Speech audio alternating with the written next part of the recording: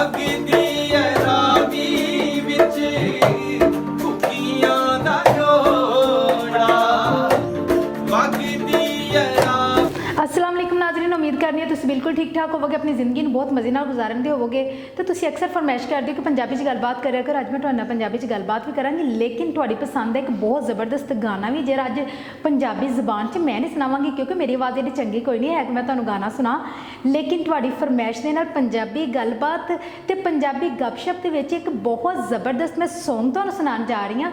वो बिल्कुल पंजाबी कल्चर दे विच ही, जिस तरह ढोल की थाप दे उत्ते नैचुरल गाना गाया जाए तो ਉਹਦਾ ਤੇ ਮਜ਼ਾ ਹੀ ਸੁਣਨ ਦਾ ਆਪਣਾ ਹੁੰਦਾ ਹੈ। ਤੇ ਆਓ ਅਸੀਂ ਗਾਣਾ ਸੁਣਨੇ ਆ ਤੇ ਤੁਸੀਂ ਮੇਰੇ ਨਾਲ ਰਹੋ ਤੇ ਮੈਂ ਵੀ ਸੁਣਨੀ ਆ ਤੇ ਤੁਸੀਂ ਵੀ ਸੁਣੋ ਤੇ ਇੰਜੋਏ ਕਰਨੇ। ਤਾਂ ਦੱਸਿਆ ਜੀ ਗਾਣਾ ਸੁਣਨ ਤੋਂ ਬਾਅਦ ਕਿ ਗਾਣਾ ਤੁਹਾਨੂੰ ਕਿਸ ਤਰ੍ਹਾਂ ਦਾ ਲੱਗਾ।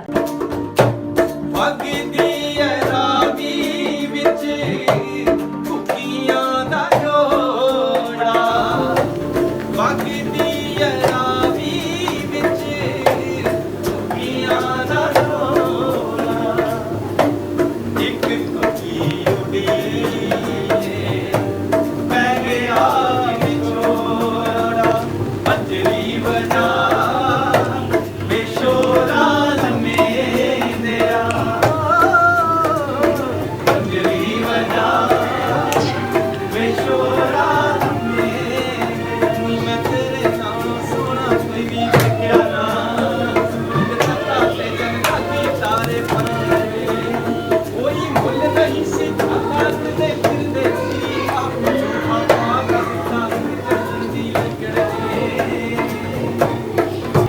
गाना बहुत मज़ेदार लगा है। पंजाबी आवाज़ तो वो भी अमरिंदर गिल की इन्नी प्यारी आवाज़। मैं तो वैसे उन्होंने बहुत बड़ी फैन हाँ, मैंने तो उन्होंने आवाज़ उंजी बड़ी चंगी लगती है। मैं दूसरे गाने भी सुनती रहनी हाँ।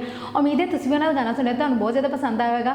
तो तुम सानू लाइक तो कमेंट के कंजूसी ना करा करो। तो अकरम उदास ऑफिशियल चैनल को लाइक करो, सबसक्राइब करो तो अपनी मेज़बान सूफिया सिकंदर आज़म को दवो इजाज़त।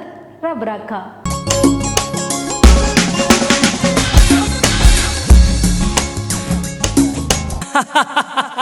Welcome to Bhuta House.